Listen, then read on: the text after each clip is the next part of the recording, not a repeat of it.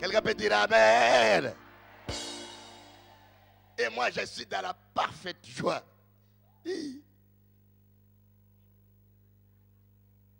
Laisse-moi porter la lunette.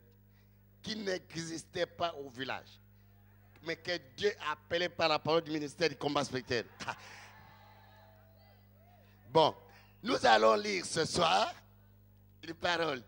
Cette parole-là. Cette parole. Qui n'aime pas comme autre parole. Cette parole-là. Quand ça sort, ça libère. Le livre de Matthieu 6. Le verset 33 au verset 34. Le Matthieu 6.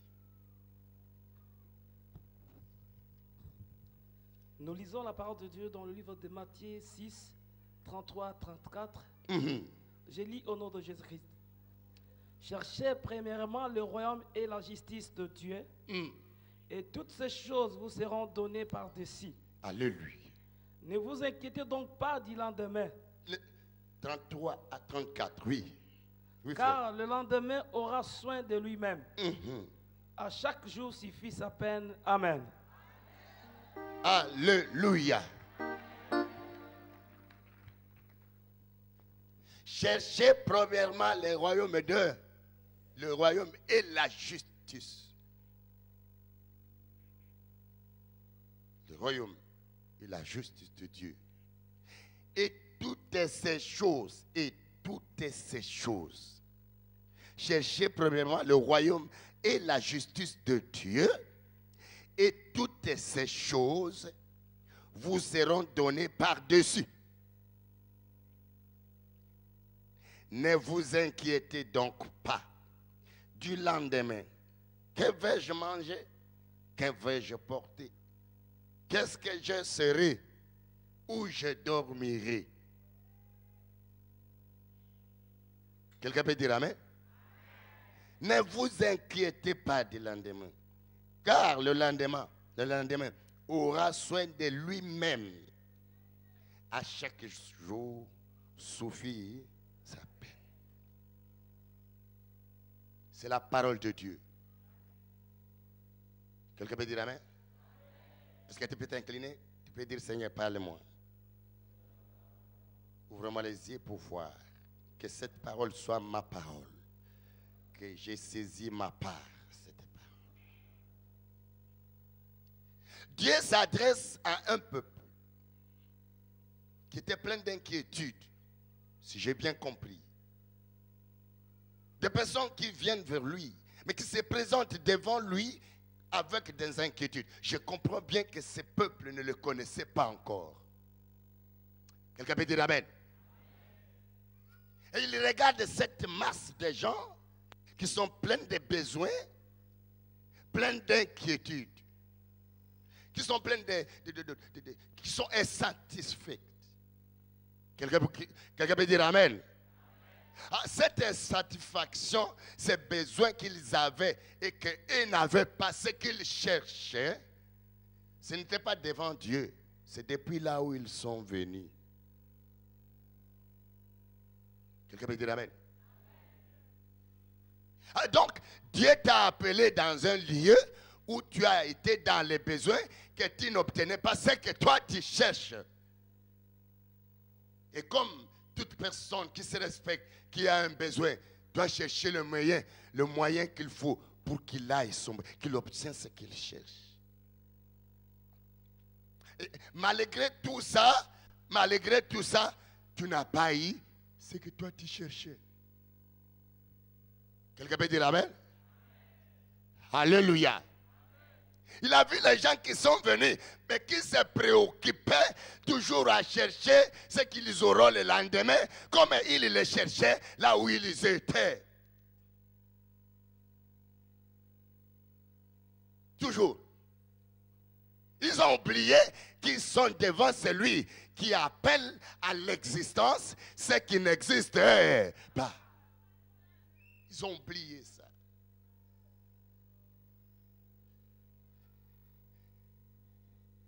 Ils ont oublié qu'ils étaient devant celui qui comble le vide, qui le remplit. Il remplit là où il y a le vide. Il ne remplit pas de choses multiples. Que même ce que tu n'as pas cherché, tu peux te le donner. C'est Dieu qui a vu ça. Donc, c'est Dieu qui t'a vu. Depuis que tu es venu ici, je ne sais pas moi combien d'années tu as fait. Mais tu es là. Mais tu ne le connais pas encore. Tu appliques tes propres moyens.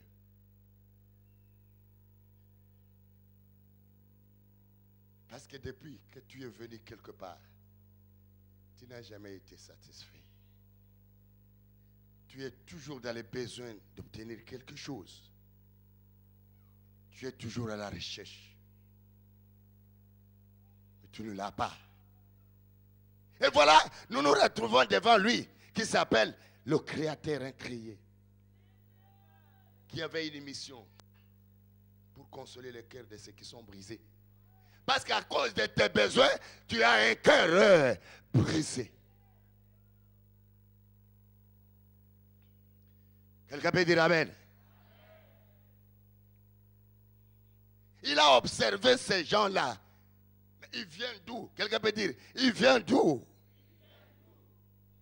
Ils viennent de quelques contrées où ils étaient, où on les a appris comment avoir les besoins que vous cherchez. Parce qu'il y a, vous avez besoin de l'argent. Vous avez besoin de se marier.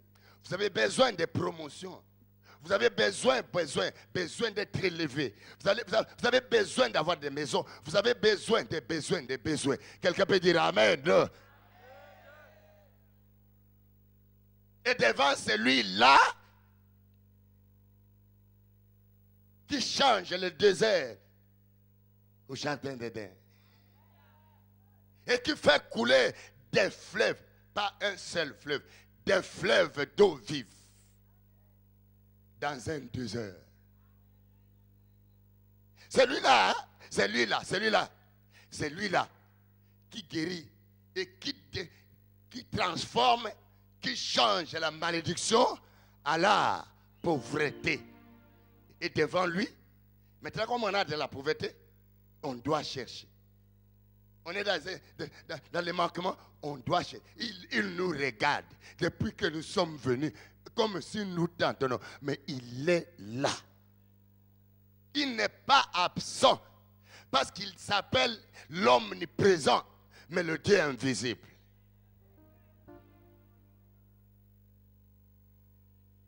Jésus. Quelqu'un va sortir de ce soir à Célier très satisfait.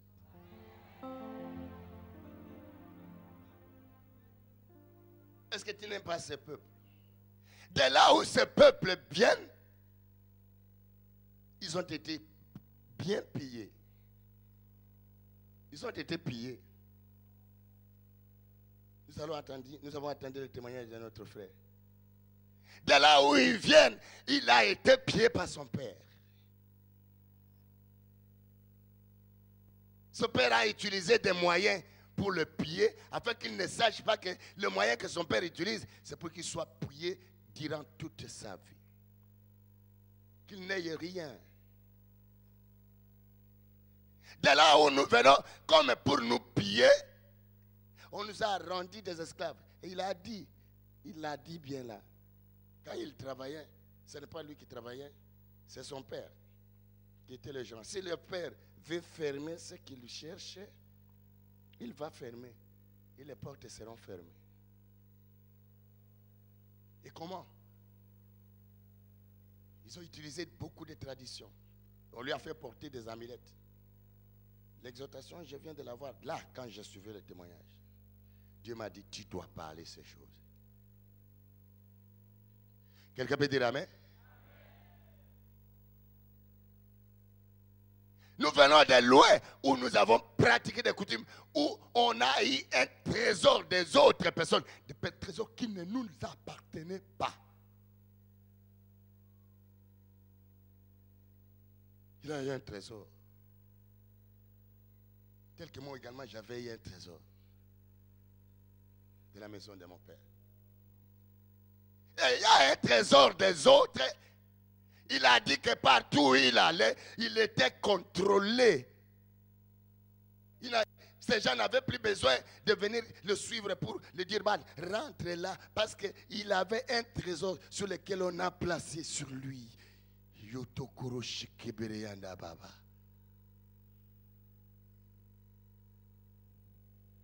Le trésor, mais il a été un esclave des autres personnes, mais qui vivaient ensemble avec lui dans une même maison, qui s'appelait soi-disant son grand frère, son père, sa grand-mère, sa mère, ses frères, ses grandes sœurs et ses petites sœurs. Le trésor donné orientait la vie de cet homme. Il a dit, j'étais tellement très brigand, j'étais colérique. Quelqu'un peut dire amen? Parce qu'on voulait qu'il soit fort. Nous avons été élevés dans une certaine dimension autre, mais dans le malheur, dans les satisfactions. Quelqu'un peut dire amen? Quelqu'un peut dire amen? Et là, nous avons été, pour avoir tous ces dons, après qu'on ait nous pillé, on nous impose une manière de vivre.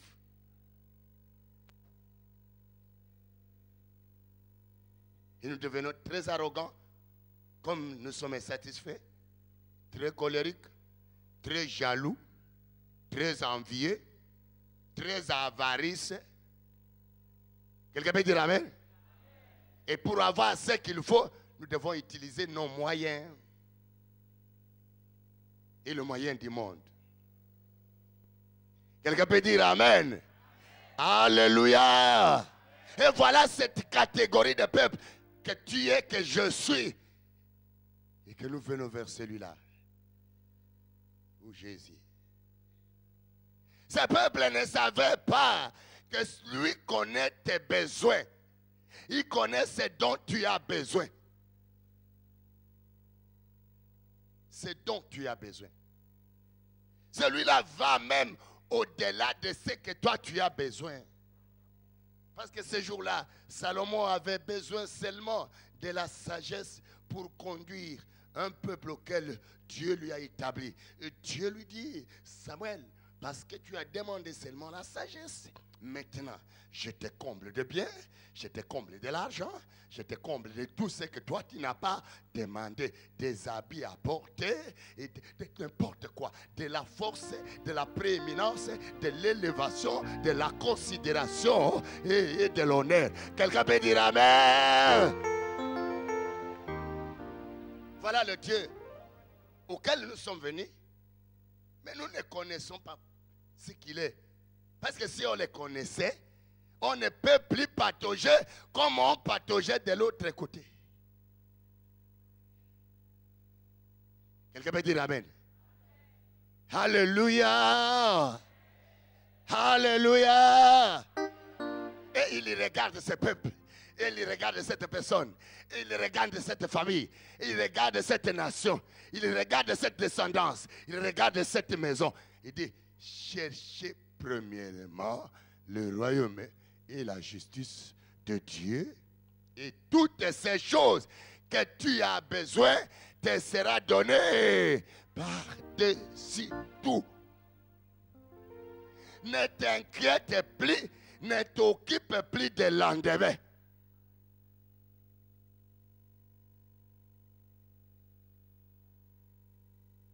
Moi qui suis avec toi, le lendemain se prendra en charge lui-même. Tous les jours de ta vie, je suis avec toi. Non pas parce que je vais te quitter ici. Et quand j'irai en Belgique, je ne serai plus avec toi. Et la semaine qui va passer, comme je ne serai plus avec toi, c'est comme moi qui te donne tous les jours. Comme je ne serai plus avec toi, il faut m'attendre quand je viendrai. Comme ça, je te donnerai. Quelqu'un peut dire amen? Mais il est l'omniprésence. Il ne dort pas, il ne sommeille pas. Il veille tous les jours. Ses yeux sont toujours fixés vers toi.